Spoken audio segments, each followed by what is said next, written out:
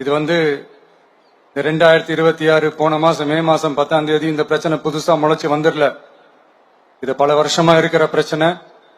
பல வருஷமா இதை கண்டுக்காம விட்டதுதான் அந்த வேர் இவ்வளவு ஆழமா பரவி இருக்குது.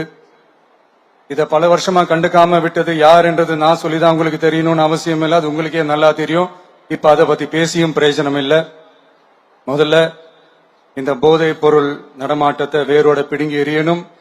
அப்படி எரிஞ்சாதான் இந்த பெண்களுக்கான இந்த சேஃப்டி ரொம்ப ஸ்ட்ராங் ஆகும். இது ரெண்டுமே ஸ்ட்ராங் ஆனாலே ஆட்டோமேட்டிக்கா சட்டம் ஒழுங்கும் சரியாகும். இந்த 3 விஷயம் சொன்னல, இந்த போதைப் பொருள் நடமாட்டம், பெண்களுக்கு எதிரான இந்த கொடுமை, இந்த சட்டம் ஒழுங்கு, இது 3மே ஒண்ணுக்கு ஒண்ணு இன்டர்லிங்க்ட் தான். இதுவும் இப்ப புதுசா வந்த பிரச்சனை கிடையாது. பல வருஷமா இது இன்டர்லிங்க்டா தான் இருக்குது.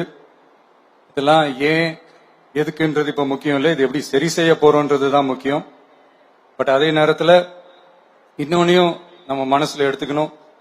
இந்த பெண் குழந்தைகளுக்கான இந்த பாதுகாப்பு இது வெறும் சட்டம் ஒழுங்கு சம்பந்தப்பட்டது மட்டும்தானா அப்படின்னு கேட்டீங்கன்னா இல்ல. இது சமூக ஒழுங்கும் சம்பந்தப்பட்டிருக்கு. சமூக ஒழுங்குல தனி மனித ஒழுங்கும் சம்பந்தப்பட்டிருக்கு. தனி மனிதன் ஒழுங்கா இருந்தாலே அந்த சமூகம் தன்னால மாறும். ஒரு கட்டுப்பாட்டோட ஒரு பொறுப்பா இருந்தாலே இது மாதிரி பல பிரச்சனைகளை நம்ம கண்ட்ரோல் பண்ணலாம்.